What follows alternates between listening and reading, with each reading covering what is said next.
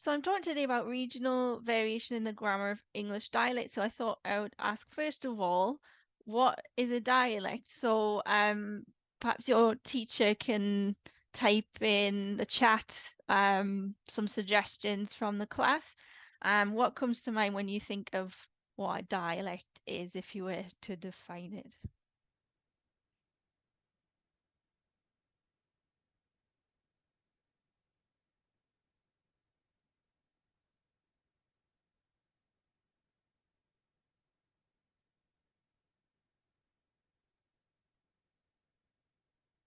I'm just trying to find the chat window because it seems to have vanished for me. I can maybe read out things from the chat when Yeah, that would be great actually because I can't see anything in at the your minute. voice. Yeah. Yeah. When they're thinking about it. Yeah, that's fine. Oh, there it's popped up now. So we've got differences in lexis, grammar, pronunciation, dependent on geographical area. Mm-hmm. Yeah, sounds pretty good. Yeah.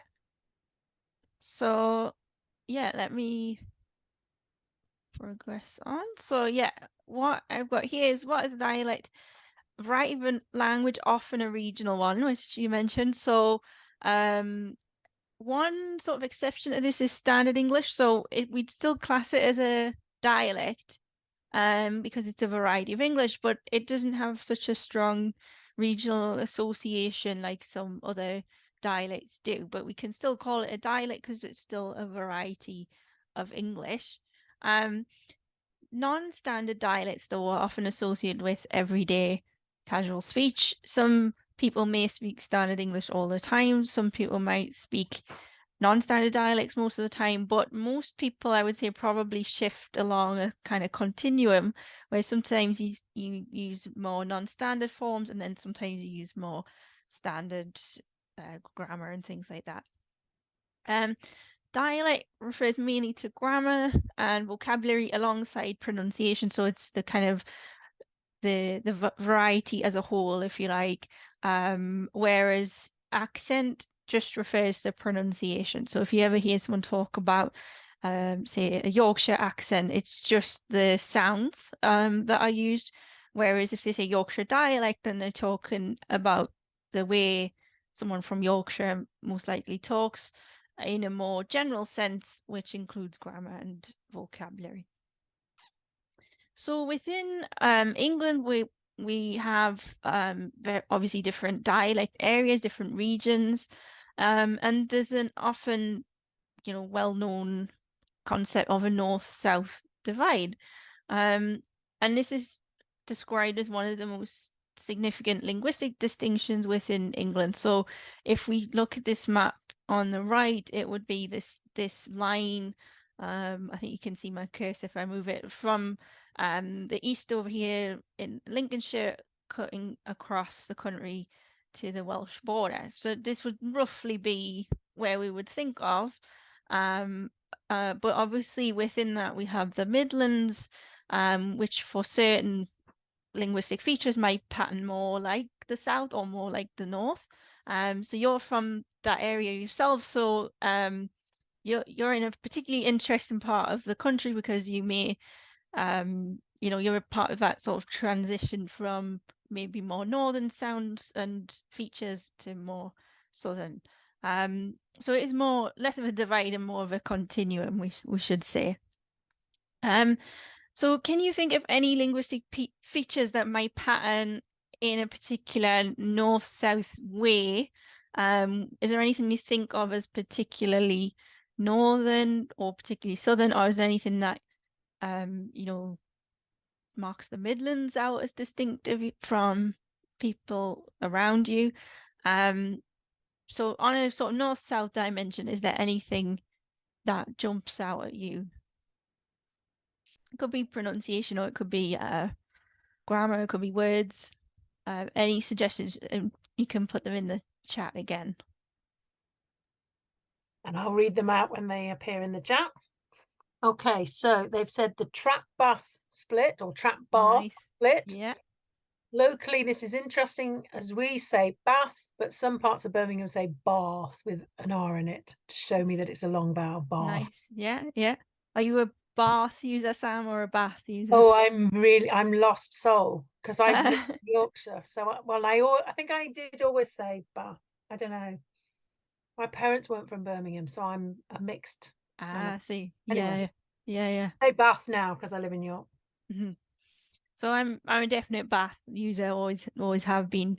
But this is an interesting example that you've given us with that maybe some parts of the Midlands or parts of Birmingham have one form, some have the other. So this is a really good example of what I was saying about the Midlands being a kind of transition area. So one thing that is fair to say is that often, as is the case with the example we were just talking about, this north-south divide is often relevant to accent. But I've just seen another example come in Black Country. We have very deviant grammar. You, I, do it. So is that Is that instead of can, or is that can't? Is it, I think it might be a negative if I remember rightly. Um, but instead of can't, yeah, cool. So yeah, so there's a grammatical difference as well. Um, so but generally, kind of in the sociolinguistic literature, language and society work, often accents looked at a lot more, and north-south divides particularly relevant to accent, and generally grammatical variation is often seen as less of a social marker than accent, at least in terms of region. So what that means is that basically if you listen to somebody talking, the way they speak in terms of their accent might be give you more of a clue where they're from than the grammar does. And therefore it's less of a social marker in that sense. So one question that's sort of central to today's talk is the North-South divide as relevant to grammatical variation? And that's what this project that I've been working on is all about. So it's called Interactions in Grammatical Systems, North-South Dialect Variation in England. So you completed the survey as part of this project, which is just looking at whether there is any sort of North-South divide or continuum in grammar as opposed to accent, and do certain features cluster together in particular ways. So it's looking at the sort of interaction of different linguistic features all together. And to do this, as you'll have seen, there's some data collection that we've been doing that involves interviews in certain cities. But the sort of more widespread, larger scale data collection is the acceptability judgment. So you might not have known that this is what you were doing is called, but in the survey, this is what I was asking you to do. So these are people's reports of their intuitions about the acceptability of language, which can be, acceptability can be worded in lots of different ways. But basically, if we have a really straightforward example like this, he had seen not the cat. For, most native English speakers would not be grammatical, but he hadn't seen the cat would be. Now that's quite a straightforward example, but when it comes to some features that are not part of standard English, but we might find in dialects, regional dialects, then we might need a different approach. And rather than asking, do you use this or not, you might ask, how acceptable or how often would you use it, using gradient measures. So instead of yes, no, you've got a scale. And that's what I used in the survey that you did. So it's called a Likert scale, where you have numbers, in this case 1 to 5, where you're asked to rate sentences according to how often you use them. So 1 was never and 5 was very frequently.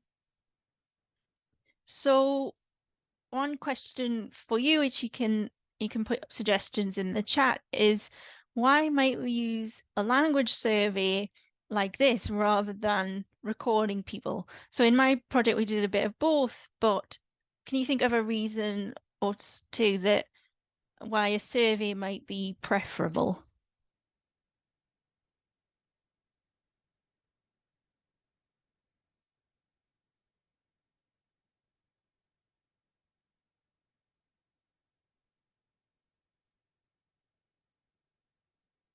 There's always pros and cons to every method of data collection or analysis that you choose. But why might a survey be, what are the sort of advantages of a survey? Maybe in practical terms or about the data that you get. So recording may affect how people speak. They may change the way that they are speaking and dialect level. Yeah, definitely. So we call this the observer's paradox. So this Labov talked about this in some work in the 70s where but it's existed in sort of psychology and things like that. This idea that by recording somebody you're sort of, if you want to get the most natural way of speaking, usually in work like this, but putting a recorder in front of somebody automatically means they're not going to speak exactly the most natural way. A survey can target specific questions or lexical choices. Yeah, absolutely, and that's one of its main advantages, I would say. That if you do a recording, you don't know what you're going to get really. But a survey, you can ask questions about certain things that you're interested in. And then there's a third suggestion: consistent data from survey recordings more liable to wandering off the point. Yeah, I mean, sometimes that's good. So when we do recordings in linguistics, well, at least in sociolinguistics, often we just like the people to talk because we're interested in their most natural vernacular, their natural language.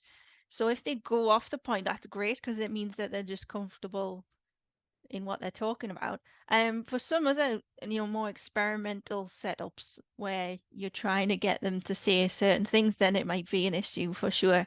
But yeah, the survey means you can tailor it according to what you want data on. So yeah, so they're all really really great suggestions and cover most of the things that I've got on the slide. Another thing is that it's often more efficient to collect data in this way, especially if you need a lot of data from a lot of different places, because it can be done online and you don't even necessarily have to go to these places to get the data and now with the use of modern technology. It's also often easier for the people taking part. So I imagine those of you who did the survey probably only took maybe 5-10 minutes or so, and hopefully wasn't too exhausting or too intrusive. Whereas, if I had to go all across the country collecting data would be great. But it's a lot more, takes up a lot more time and also means having to go to the participants, maybe go to their house, and it takes a lot more time and they may not feel comfortable with that. So it's kind of easier online. It's also useful to collect data on things that are rare. So as we've touched on in the suggestions, if you are doing a recording, you don't know what data you're going to get. So you might say, okay, I want to research this linguistic feature of some kind, and then do lots of recordings, and then it just might not crop up. And then also we can, with a survey, obtain what we call negative evidence. So if we have a feature and we test it in two different sentences, two contexts, and one of them gets much more highly rated on acceptability or frequency than the other one, then that kind of tells us where it it's more likely to be used. Maybe if something gets rated really, really low, it tells us that the form can't or is rarely used there. And this is really useful to be able to compare. So in the survey that you did, you saw 4 blocks of 12 sentences. And these were pseudo-randomized. What that means is they were randomized. But then sometimes if two sentences ended up next to each other and they were very similar, I shuffled them a little bit more, just so that you didn't have two very similar sentences next to each other, because that might affect the ratings and people start comparing them. So the sentences tested a range of different grammatical features. Some of them, they were the only thing in the sentence that I was kind of interested in. Sometimes I had two features in a sentence, and that was on purpose. So I'll come on to an example towards the end of that. This sort of combining features together.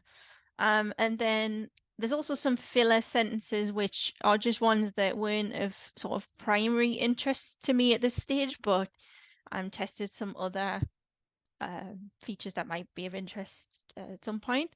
And also, you might have noticed there was one sentence that was something like, where like go you, or something along those lines. And a lot of people comment to me after doing the survey, that sentence was weird. And that's on purpose. So that is in there because it's basically a measure of whether people are paying attention or not. So if there was one really strange sentence that stood out, you're like, oh, nobody would ever use that. That's on purpose. So anyone who said sort of, I would give this 4 or 5, they're kind of excluded, because it's an indicator maybe they were kind of filling things in randomly or something like that. Because it wasn't a feature that would be attested in any dialect, that at least not that I know of. But yeah, so here's what you see when you do the survey, which you'll have seen. So yeah, the sentence in bold is what you were rating, but they're in a scenario of some kind, just to provide context. So yeah, if there was any ambiguity, then the context made the meaning clear. So this is what the current sample of participants looked like at the end of October, sort of 26th or 7th, around there. And there was just over 1,000. This excludes anybody who grew up overseas. So this is just UK. The project's focuses on England, so that's why there's little data from Northern Ireland, Scotland, and Wales. And then you see the other English regions there. So this survey is still open, so I'm hoping to add more data from some of the less well represented regions here, because obviously Yorkshire, that's where I'm based, and there's over 300 there. But it would be nice to get some more data from the Midlands and Southwest, especially because it's it's a bit lower. But there's still a good number in each place. If you see, most of them are sort of between 50 upwards. But yeah, if you know of more people who want to fill it in, by all means do share it with them. Just don't tell them what it's what it's all about, because you're in on the secret now, once we get to the end of the talk. So I'll start off by talking about some results to do with something called negative concord, which you may or may not have heard of. You might be more familiar with the term double negative. So this is where you say, I didn't do nothing, where it means I didn't do anything. Okay. So you have two negatives in the sentence. We have a not, a "n't," and then a negative nothing. But there's only one negative in the meaning here. So this is not found in standard English. But it's found in non-standard dialects of English around the world. And one sort of terminology point is that we actually, as linguists, we distinguish this from double negation. So even though this negative concord gets called a double negative in sort of general public discourse, in linguistic work, often it's distinguished from double negation, which is where if you were to say the same thing, but maybe you've stressed the nothing. So you say, I didn't do nothing. I tidied the cupboards, or, something like that. Then you're saying, I didn't do nothing, I did something. in which case that is called double negation, and that's standard English. So the same sentence can mean both. So in cases where it was where there was possible ambiguity, the scenario disambiguated it and forced a negative concord interpretation. So the hypotheses for this, so a hypothesis is a kind of prediction based on previous literature or previous thinking on the topic. The first one is that negative concord would be more widely used by working class participants than middle class, because that's quite a sort of common finding. No sort of surprise there. This has been found in studies that have looked at recorded data. So we'd expect the same pattern to emerge in the survey. And then second of all, in terms of region, so there's been suggestions that negative concord's more frequent in the south of England than the north and Midlands, based on some older recordings. The Cheshire Owl study is a survey one. They sent surveys out to schools, actually to school teachers specifically. But these are the claims are based on quite old data now, so I wanted to just test whether that was true or not. So here's the first set of results for negative concord. So I've just put an example sentence so you can remember what it is we're talking about here. So it's sentences like, he wasn't doing nothing. And the graph shows the English regions roughly from north to south, down the left-hand side. And then on rating, we've got numbers from 1 to 5. So the higher the number, the more people said they would use it. So the question was, how frequently would you use this? And then we've got social class, which is these are the results from people who said they were either working class or middle class. There were some people who said, I don't know, or they gave a different description of the class. And I wanted to look at that data in the future, like next, to see how it compares. But just for starters, to test out this hypothesis about class, I'm just focusing on these two groups for now. So one thing that you see, hopefully, is that the blue-green dots, and these represent the mean average rating. The blue-green dots for the working class participants are most of the time, except in East Midlands, more or higher on the scale. So that means working class people find this construction more. They use it more often. They report using it more often. The middle class people say they use it less. And the East Midlands, you've got dots very close to each other, and it's kind of the other way around. So that's kind of interesting, and I'm not entirely sure quite what's going on there, but it's something I want to dig into some more. You guys might have more, your own thoughts on that, being in that part of the country. Also, I should say you see these kind of bars that go through the dots.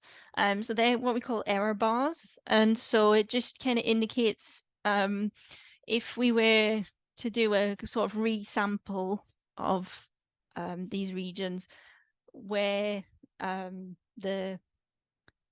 basically where the average might land, if that makes sense, in kind of very general terms. So in essence, the shorter the data bars are, the more confident we can be of the result. The longer bars, like you see for the blue-green dots in West Midlands, for instance, in the Southwest, that indicates there's less certainty about that average. So it could be I think it's a combination of two things. One being there's less data for that region and that class, and also that there maybe is less consensus in the ratings among the people in that group. So again, as more data comes in, those error bars we'd expect to reduce down in the cases where they're quite long, but most of the time they're quite short. What about this hypothesis then that this would be more frequent in the south? If that were true, we'd expect all of these ratings to be further to the left, because these are the northern and Midlands regions. All of these ratings would shift further left than these ones in the bottom shape, which are the southern communities. And it doesn't look like that's the case, right? There doesn't seem to be a clear North and Midlands versus South difference, at least in these averages. And so there's definitely variation between the regions, but it doesn't seem to fall necessarily into a kind of neat North, Midlands, South kind of bracket. So if in terms of interpreting these findings, we can say that, well, we know that negative concord is quite a striking, perhaps the most striking difference between non-standard and standard English. And we saw that in the ratings that the working class participants found this more frequent. Middle class speakers don't use it as much, and also they may also just not want to report using it as well because it's a stigmatized construction. People have attitudes about don't use double negative, and there's this sort of prescriptivism about how we shouldn't use it basically. But it's possible that, and as we saw in the previous graph, that the gap between the classes seems to vary regionally, which is quite interesting. And also, as a next step, I'd like to look at education and occupation as well and see how that compares, because maybe that could be that factors into class, but is one or the other a better sort of measure, if you like. We have that data, so we can look at that.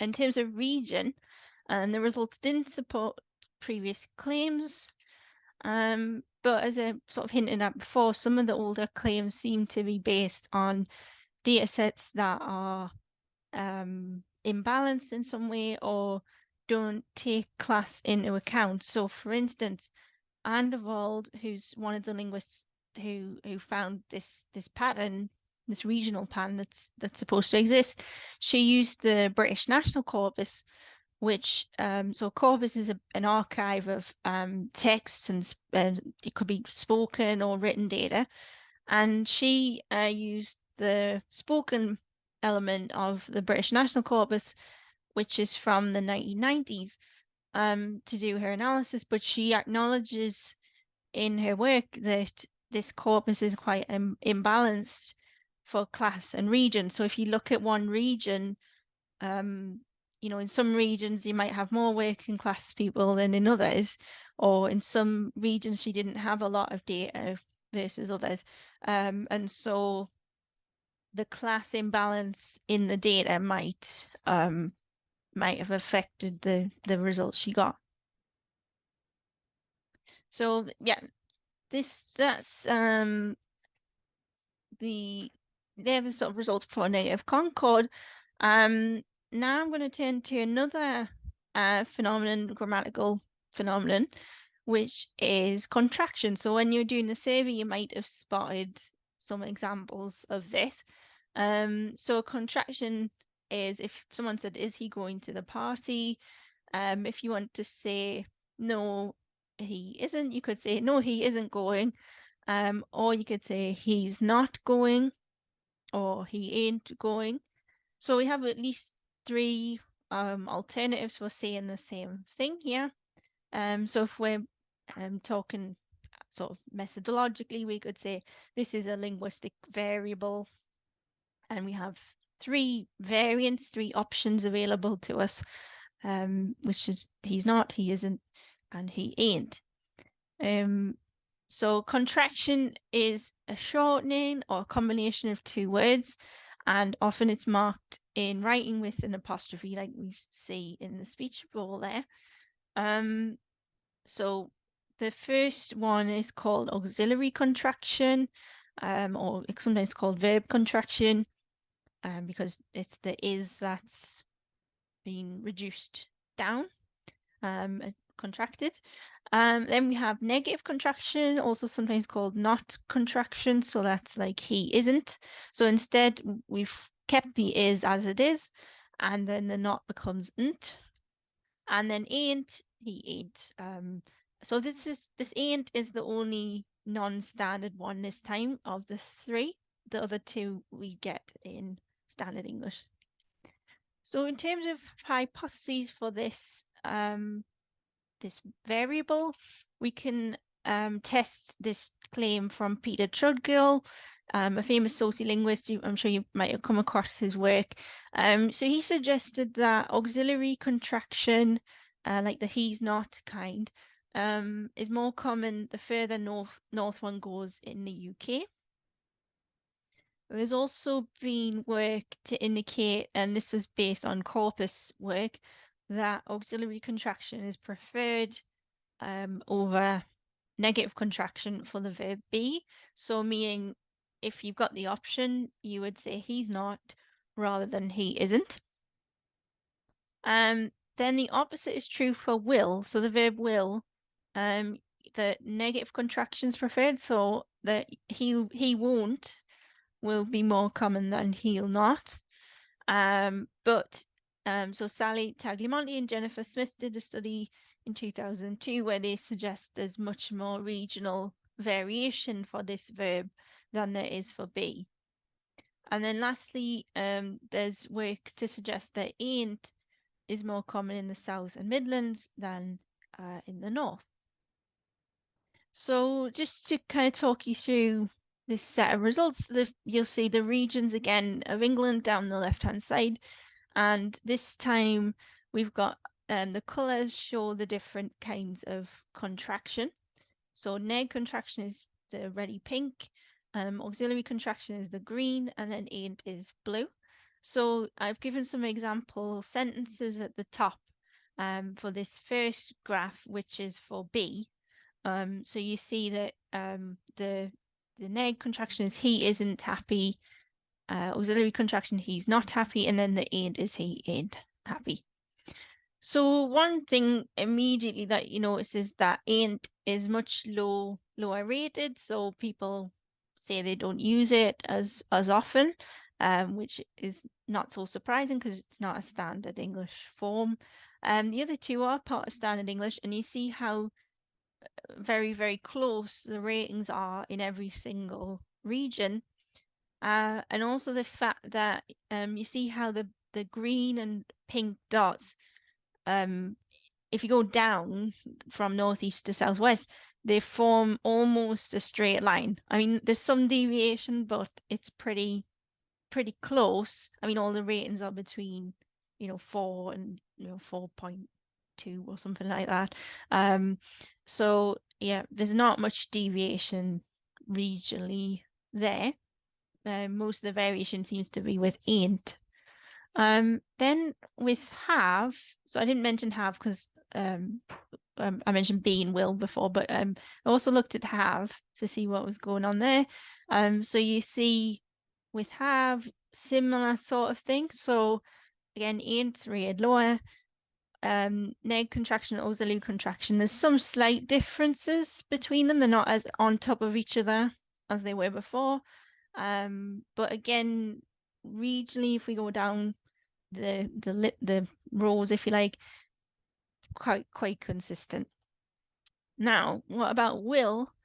So there's no option with ain't for will. That doesn't work, but we've got either she won't go in the pink and then she'll not go in the green.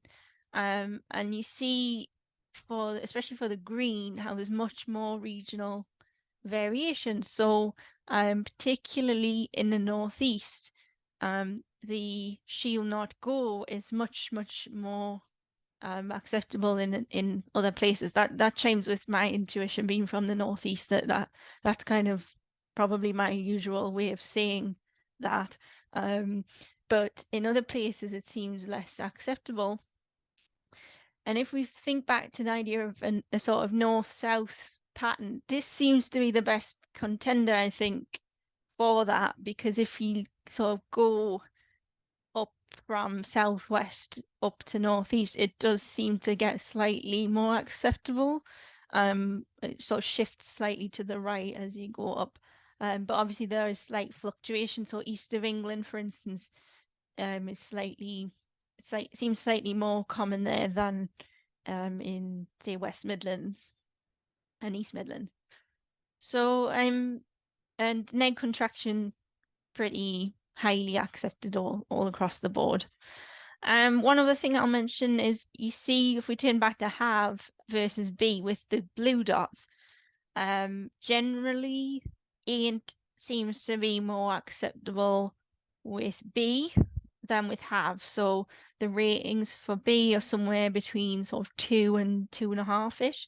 And for have, it's less than 2 is the average. So people prefer he ain't happy than using ain't for have. And then the last sort of main set of results I'm gonna just touch upon today is so the project is about also combining features and what happens there. So I'll just show you one sort of snippet of that, which is to do with have again. So with have, we could sometimes have negative concord or not, and we can have the different kinds of contractions. So for instance, we've got I haven't seen anybody, which has this neg contraction, haven't, but no negative concord. That's a standard English sentence. But then we could have negative concord as in the next row down. I haven't seen nobody. Then other options available to us. We've got I've not seen anybody. With or without concords, we could say I've not seen nobody. And then lastly, we've got the two options with ain't. So I could say I haven't seen anybody, and then I ain't seen nobody with negative concord. So how are these sentences rated?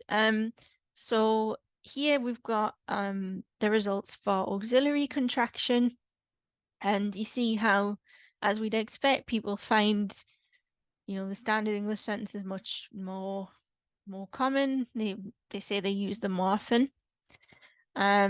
Again, quite sort of straight lines, not an awful lot going on in terms of variation.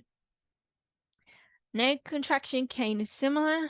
You also see how small the error bars are, so pretty consistent in the ratings.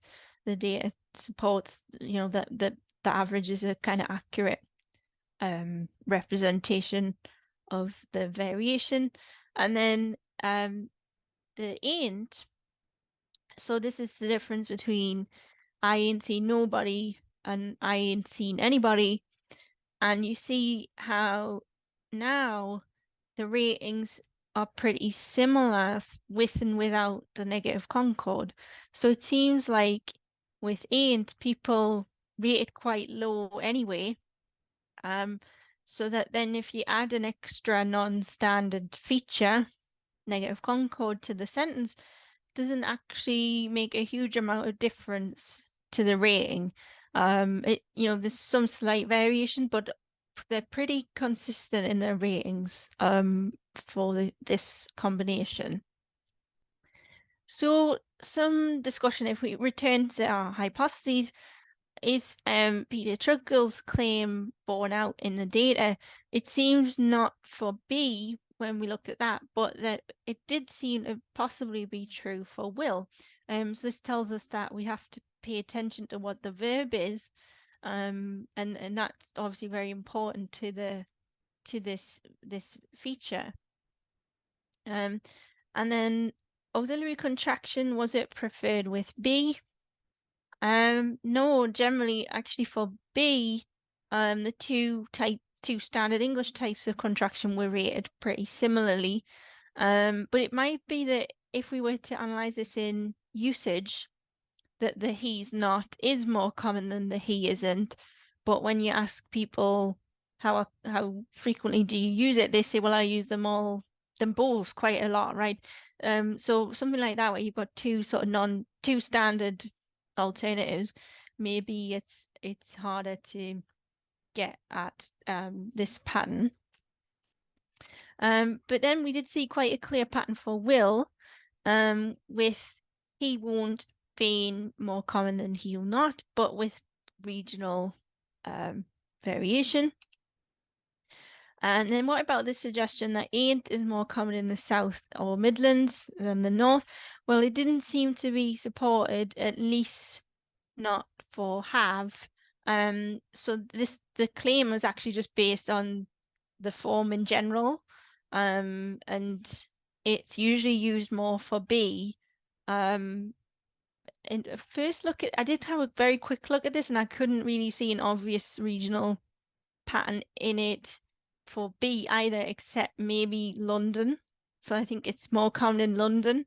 So I think it's again not such a clear-cut north-south Midlands distinction, but that certain areas like London may use it more. What about the covariation? Well, it seems like combining multiple non-standard forms together doesn't necessarily decrease ratings any further. Curiously, so in an earlier survey that I did with people just from 4 cities in England, and this was just with people who were identified as working class, had lived in these cities all their life. They were asked, how often do you think you would hear certain sentences locally? And there, when they had sentences like I ain't seen nobody, that combination of ain't and negative concord was often rated higher than the two forms ain't in a sentence and negative concord in a sentence. So it seems like there, people would seem to perhaps be thinking about some kind of local identity. So if you have two non-standard things clustering together, it might make people think of a local identity and make people go, oh yeah, I'm sure I would hear that, and be more accepting of it in that way. So it's just that might have a kind of covert prestige for these people. And covert prestige is where we know it's not overtly prestigious because it's not part of standard English, but it's when non-standard forms have some kind of prestige or value to the people who use them. So it seems like the question that you ask makes a difference here, because in the survey you did, it was asking how frequently do you use it, and so that then we see, if you don't use ain't you and you don't use negative concord, then you're not going to use them both together, right? That kind of makes sense. But here it seems like there's more sort of social meaning attached to the combination of the two.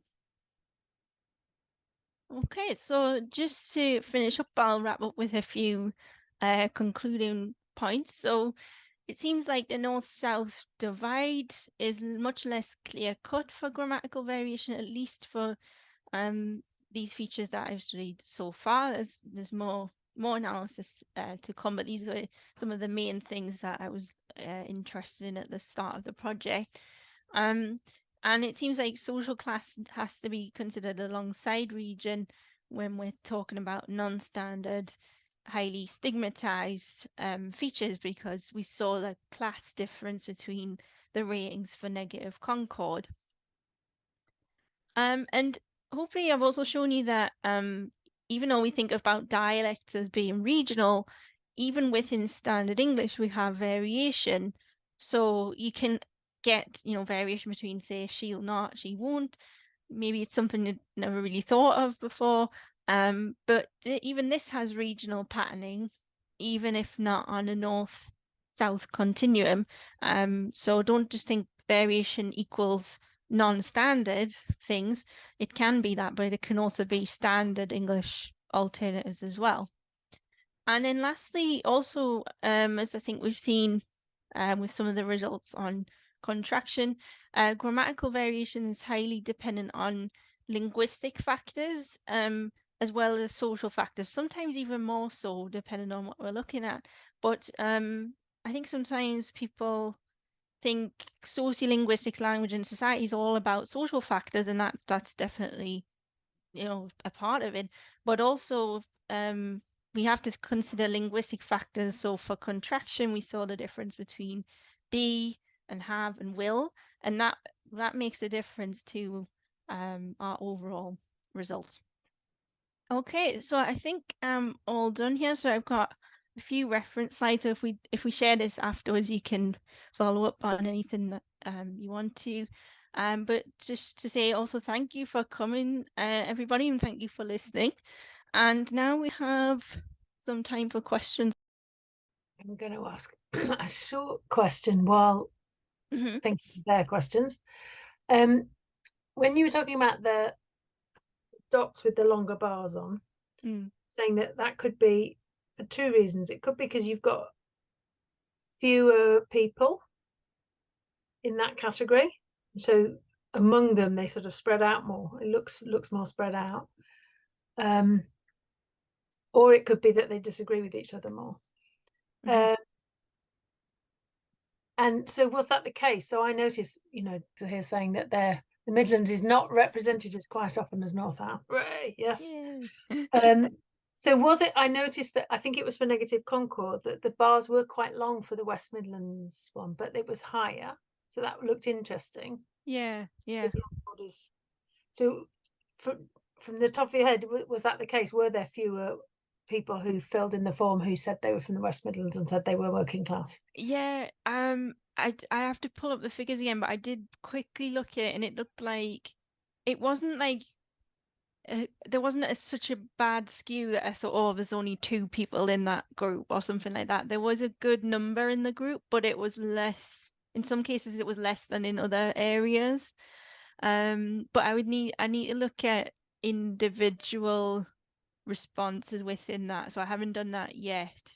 So I looked at the kind of overall distribution and then the means. Um, but also I wondered about some things like ain't, for instance. In some regions, people might pronounce that differently, and it's more like int or int.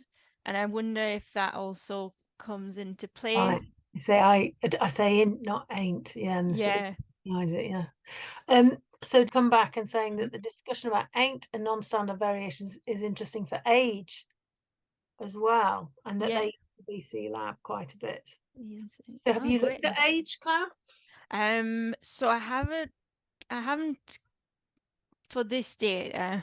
I'm just trying to think for the first survey that I did. Um, So while Claire's yeah. thinking, do you have a specific prediction or hypothesis about age? Do you think younger people will use it more or less than older people? Let us know what you think. So when I did the first survey was Newcastle, Leeds, Nottingham, Southampton, and the older speakers found ain't much less acceptable than the young in most places, except I think the Northeast, just people don't like it at all and rate it low. And actually, the Northeast came out quite low on my results as well this time. But for this survey, I haven't looked at that yet, but it's something I'm intending to do for sure. So Yeah, that matches what just replied. yeah. Overall, people are using it more. Yeah, yeah. I think that's a valid hypothesis for sure. I think, I mean, it could be Emily. It could be just one of those features that crops up in lots of different English dialects, I think, because it's like a phonetic or phonological reduction Yeah. of some kind. That it can take different phonetic shapes, but it kind of comes from the same origin. Um, Yeah. Yeah, I mean, Sam, you're the phonetics expert. It's Yeah, no, I class them all as the same thing. yeah, yeah. Um, And great to see that you're using BNC data there. And that's a mix, isn't it, of spoken transcripts and text, isn't it? So I suppose that might be something else to look at, is whether usage is different in texts versus spoken transcripts. because Yeah. I would expect it to be super acceptable in speech, but still quite resisted in text. People don't write ain't, I don't think. Not very Yeah. often. But I might be wrong on that. Maybe young people are writing ain't and Yeah. quite Yeah. happy doing that. Yeah. I mean, if we were to look at social media data or something, it might, it would probably Yeah, look different. But good. yeah. I mean, is the BNC lab, is that the original BNC, which is from the It's both. 90s? It's the Yeah. Because there's also a newer one from 2016, I think, or yeah, 2014. Um, they yeah. say they write ain't in texting. No, yeah, that sounds. It's about text style. Yeah, text Mm-hmm. genre. Yeah. Excellent. Yeah, I mean, it could. I mean, it's definitely a feature of MLE, isn't it? Sam ain't. I mean, or Yes. London in general. Yep. I guess. So yeah, so we're just starting a big project on London English. So this time next year, maybe we'll be doing citizen science on London English. So Yeah. you can come to that as well. So we should probably wrap up. So I'm going to lead a round of applause to Claire, which Thank you. I'm sure you're joining in your classroom back there. And I think Claire, you're going to be asking for a little bit of feedback on the talk. Yeah, That's yeah. done by email. I can put it in the chat now, but there's no hurry to do it Yeah, now. I'll send an email around as well. And this is open to teachers and students, so if you want to save the link and do it later, that's fine. But as I say, I will send it around. yeah. So There's a part of the form for students and a part of the form for teachers. yeah, it asks at the start if you're a teacher or a student, and then you get different questions depending on what you say, basically. Um, So great. We better let you go then because you've probably got a schedule to keep to. Thank you very much for coming. yeah, thank you so much. I really appreciate it. hope, hope you find it useful. Thank you. Bye. Bye.